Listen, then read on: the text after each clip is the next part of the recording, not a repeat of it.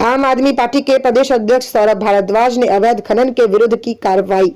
आज दिल्ली में आम आदमी पार्टी के दिल्ली प्रदेश अध्यक्ष सौरभ भारद्वाज व संजीव झा, दिल्ली से बुराड़ी के विधायक, जिला अध्यक्ष स्पोक्स पर्सन ने अवैध रेत खनन के खिलाफ कार्रवाई की।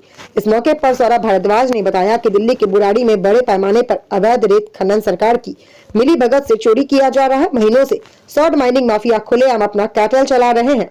हर दिन सैकड़ों ट्रक रेत से भरे निकल रहे हैं और सरकार की संपत्ति के हजारों करोड़ रुपए लूटे जा रहे हैं। इस विषय पर आम आदमी पार्टी दिल्ली प्रदेश अध्यक्ष सौरभ भारद्वाज ने प्रश्न किया कि कोई सरकारी अधिकारी इन्हें रोकने क्यों नहीं आया, एसडीएम कहां था, पुलिस कहां थी। साथ ही सौरभ भारद्वाज ने कहा, यह सिर्फ चोरी नहीं है, कानून की खुली धज्जियां उड़ाई जा रही हैं और पर्यावरण पर सीधा हमला है। प्रशासन की जवाबदेही पर बड़ा सवाल है।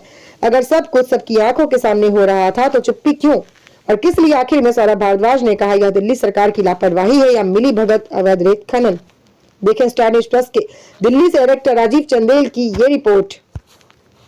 चलती रही, दिन रात चलती रही, एसडीएम डीएम सबकी नॉलेज में रहा। जो डिप्टी ये जो संजीव झा जी हैं, यहाँ के सिर्फ विधायक नहीं है, ये डिस्ट्रिक्ट डेवलपमेंट कमेटी के चेयरमैन है, डीडीसी के चेयरमैन है, यानी कि इस जिले के चेयरमैन है।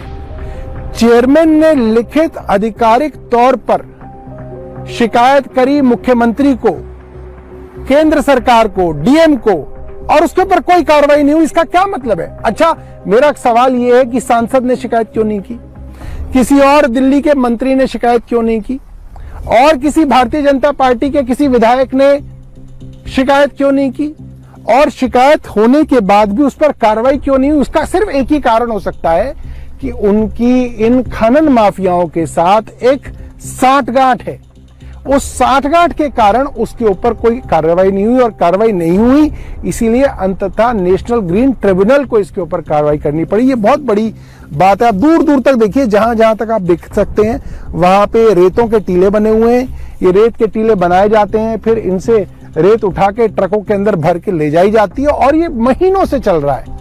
मतलब मुझे जहां तक याद है, ये पिछले साल, मुझे याद है मार्च में इसकी शिकायत हुई, पिछले साल अक्टूबर में एनजीटी ने इसका संज्ञान दोबारा लिया, और अब हम 2026 जनवरी में हैं। तो आप सोचिए, हजारों करोड़ का इसमें, चूंकि सब गांव के लोग हैं, जो आदमी किसी ने मुझे बताया कि जो यहाँ पे इस सब लाइजनिंग कर रहा है और माइनिंग करा रहा है, वो सांसद का प्रतिनिधि है।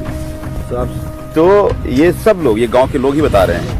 तो अब समझिए, भारतीय जनता पार्टी की सरकार कह रही थी कि हम आएंगे और मां यमुना को साफ करेंगे। एक तरफ मां यमुना प्रदूषण से परेशान है, दूसरी तरफ माइनिंग से। ये तो दोहन है, और इस माइनिंग की वजह से ही बाढ़ आती है, और इसी माइनिंग की वजह से बाढ़ आती है। तो आप ये क्या कहे, वैसे जब पोखरें चलाते हैं, मशीन चलाते हैं, इस पानी को बाहर फेंकते हैं तो मां यमुना सूख रही है। तो तुमने दिल्ली में मां यमुना को प्रदूषण से भी मारा और इधर माइनिंग से भी मार रहे हो, और इसमें सबकी मिलीभगत है, ऊपर से नीचे तक। ये तो बिल्कुल साफ है। अगर आपकी रिटर्न कंप्लेंट्स की भी, अगर मैं चेयरमैन डिस्ट्रिक्ट का चेयरमैन शिकायत कर रहा है, और अब मेरे को ऐसा लगता है दोस्तों, अब मैं एक भविष्यवाणी आपको कर देता हूं।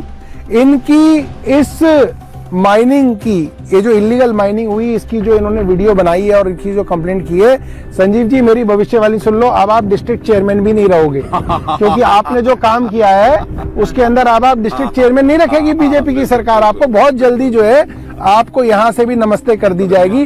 और जो आपके पास ये जो सरकारी गाड़ी आप लेके घूम रहे हो डिस्ट्रिक्ट चेयरमैन वाली, वो कहेंगे गाड़ी भी चेयरमैन की ले रहे हो और फिर चोरी भी पकड़वा रहे हो। ऐसे भारतीय जनता पार्टी में नहीं चलेगा। तो मुझे लग रहा है आप जल्दी से जल्दी जो है, अब आप अपनी गाड़ी खरीद लीजिए, अपनी खरीद लीजिए, क्योंकि ये गाड़ी अब आपकी जाने वाली है।